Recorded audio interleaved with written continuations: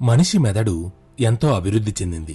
అయితే చెడు ఆలోచనలు, మంచి ఆలోచనలు అంటూ ఎందుకొస్తాయి? అందరికీ ఇదొక ప్రశ్న మెదడులో మెదులుతూనే ఉంటుంది. మనిషికి చెడు ఆలోచనలు రాకుండా మనం మార్చగలమా లేదా తెలుసుకుందాం. ఈ ప్రపంచంలో ఎన్నో యుగాల ముందు డైనోసార్లు వంటివి ఎన్నో మనకు తెలియని జంతువులు జీవించేవి. వాటి పరిణామ క్రమంలో ఇప్పుడు కూడా కొన్ని జీవులు మిగిలే ఉన్నాయి. కాని ఆ జీవుల కంటే మనిషి మెదడు బాగా అభివృద్ధి చెందింది. అభివృద్ధి అంటే మనం జీవించడానికి చేసే పనులు. జీవితంలో అన్నీ నేర్చుకుంటూ మనల్ని మనం మంచిగా మలచుకుంటూ పోవడమే అభివృద్ధి. మనిషి చేసే పనులకు, ఇతర జీవులు చేసే పనులకు ఎంతో తేడా ఉంటుంది. జంతువులకు చాలా వరకు ఆలోచనా శక్తి పుష్టిగా ఉంటుంది. కాని చాలామంది మనుషులు అక్కడే విఫలమవుతూ ఉంటారు. మనిషికి, జంతువులకు లోకంలోని ఏ ఇతర జంతువులతో పోల్చినా మనిషికి మేధాశక్తి చాలా ఉంటుంది. మనిషికి నోరుంటుంది. నోరుతో పాటు మాట్లాడడానికి ఓ భాష కూడా ఉంటుంది. అయితే జంతువులకు అలా ఉండదు. వీటికి మనిషికి సంబంధం లేదు. కాని చెడు ఆలోచనలకు వీటికి సంబంధం ఏంటి అని ఆలోచిస్తున్నారా? అవును, సంబంధం ఉంది. ఈ చిన్న చిన్న మార్పుల ద్వారానే మనిషి మనుగడలో మార్పులు సంభవిస్తున్నాయి.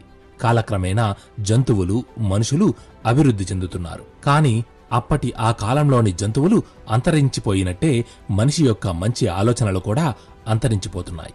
ఒక మనిషికి ప్రధానంగా చెడు ఆలోచనలు రావడానికి కారణం సమాజం. అలాగే మన చుట్టూ మారుతున్న ఆలోచనలు మరియు మారుతున్న ఆచరణలు కూడా ఒక కారణమే. మనుషులకు మనుషులు లేకపోతే మరెవరూ ఉండరు. సాటి మనిషిని గౌరవించి మన గౌరవాన్ని నిలబెట్టుకోవడమే జీవితం. మనిషికి చెడు ఆలోచనలు రావడానికి కొన్ని కారణాలున్నాయి. అందులో మొదటిది మనిషిపై సమాజం యొక్క ప్రభావం. చాలామందికి తెలుసో లేదో గాని సమాజం మనకు మంచి, చెడు ఈ రెండూ నేర్పుతుంది. అందులో మనం ఏది ఎంచుకుంటాము అనేది మన వ్యక్తిత్వమే నిర్ణయిస్తుంది. అంటే చాలా వరకు అందరూ చెడుకి తొందరగా లొంగిపోతారు. అలా కాకుండా కొద్దిగా ఆలోచించి మంచి వైపుకు అడుగులు వేయడం వలన చెడు ప్రభావం ఎక్కువగా ఉండదు. ఈ సమాజంలో నీతి, నియమాలు, న్యాయ, అన్యాయాలు ఇవి కనిపెట్టింది మనుషులే. కాని ఒకానొక సమయంలో అవి మరచిపోయి చెడు ఆలోచనలతో ఎన్నో ఘోరాలు చేసి కటకటాల్లోకి నెట్టబడుతున్నారు. అంతేకాకుండా మన చుట్టూ ఉండే స్నేహితులు, కుటుంబం, మనం పనిచేసే స్థలాలు, రాజకీయాలు ఇవన్నీ మనిషి ఆలోచనల్ని మలిచేస్తాయి.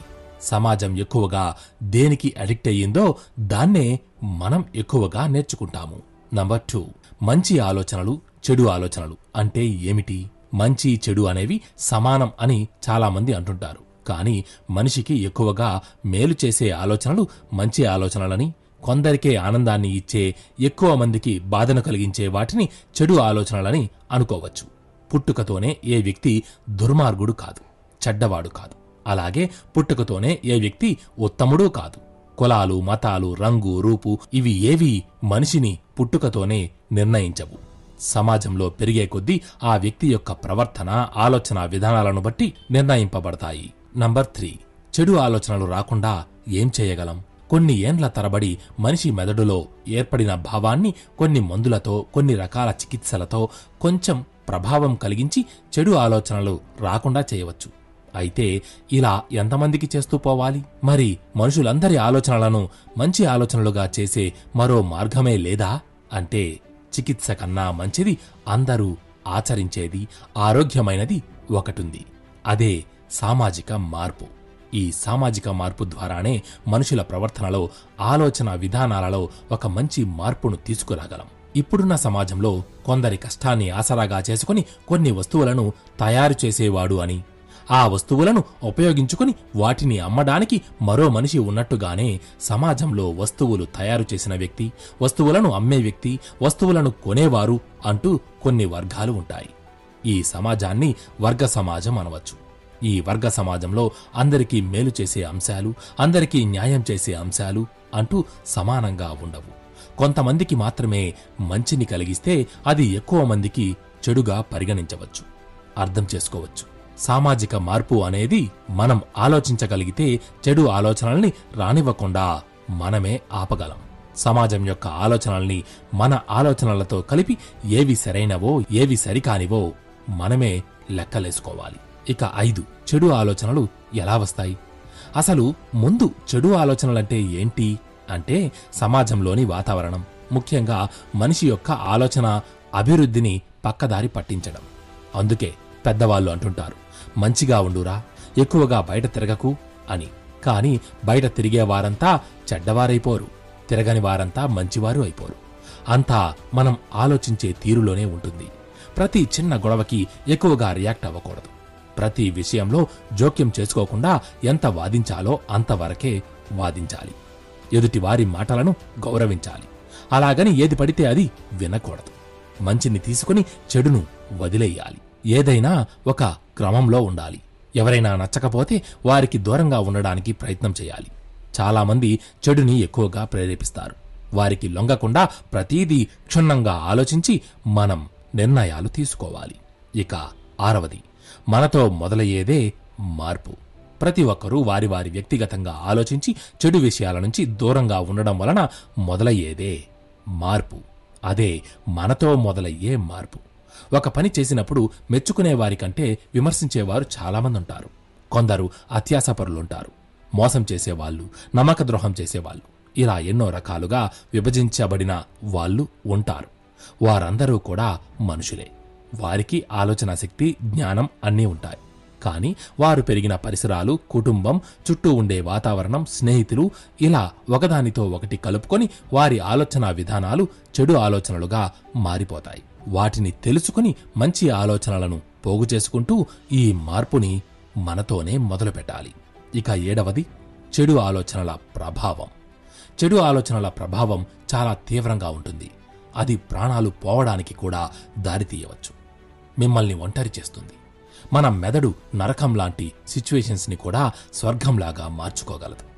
స్వర్గం లాంటి సిచ్యువేషన్స్ని నరకంగా కూడా మార్చుకోగలదు. చెడు ఆలోచనల మూలంగా మనల్ని మనం దూరం చేసుకుంటాం. ప్రతిదానికి ఓవర్గా రియాక్ట్ అవుతాం. ఎక్కువగా కోపం, ఎక్కువగా బాధ, ఇలా ఏదీ మన కంట్రోల్లో ఉండదు. కనిపించే అందరూ మనకు శత్రువుల్లాగే కనిపిస్తారు. చెడు ఆలోచనలతో మనం అందరినీ దూరం చేసుకుంటాం. మన ప్రవర్తన వలన పక్క వాళ్ళు కూడా భయపడతారు, బాధపడతారు. మన పక్కకు రావడానికి కూడా ఇష్టపడకపోవచ్చు. ఇలా చెడు ఆలోచనలు ఎంతో ప్రభావాన్ని చూపిస్తాయి. ఇక 8, చెడు ఆలోచనల వల్ల ఏమైనా మేలు జరిగే వీలుందా? చెడు ఆలోచనల వల్ల కోల్పోవడమే జరుగుతుంది. పొందడం ఏమీ ఉండదు. మన సంతోషాన్ని, ప్రశాంతతని దూరం చేస్తుంది. ఈ చెడు ఆలోచనలకు ఎంత దూరంగా ఉంటే అంత మంచిది. చెడు ఆలోచనలకు మన మెదడులో చోటివ్వకుండా చూసుకోవాలి. చెడు ఆలోచనలు మానసికంగా మనిషిని వీక్గా చేస్తాయి. దీని ద్వారా కొన్నిసార్లు మత్తు పదార్థాలకు అలవాటయ్యే ప్రమాదం కూడా ఉంది. కాబట్టి వీలైనంత వరకు చెడు ఆలోచనలు రాకుండా చూసుకోవాలి. చెడు ఆలోచనల వల్ల ఎటువంటి మేలు జరగదు, ఎక్కువ మొత్తంలో నష్టమే జరుగుతుంది. మిత్రమా, ఈ జీవితం ఉన్నదే కొంచెం.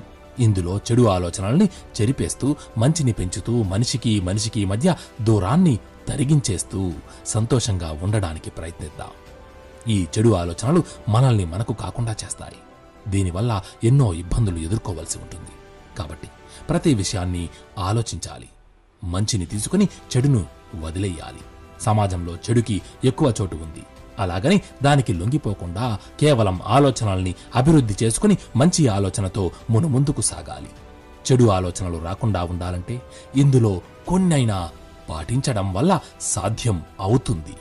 చెడు ఆలోచనలు రాకుండా మన మెదడుని, మనసుని అదుపులో ఉంచుకుని ఆలోచించి తెలివైన నిర్ణయాలు తీసుకుందాం. సంతోషంగా ఉందాం.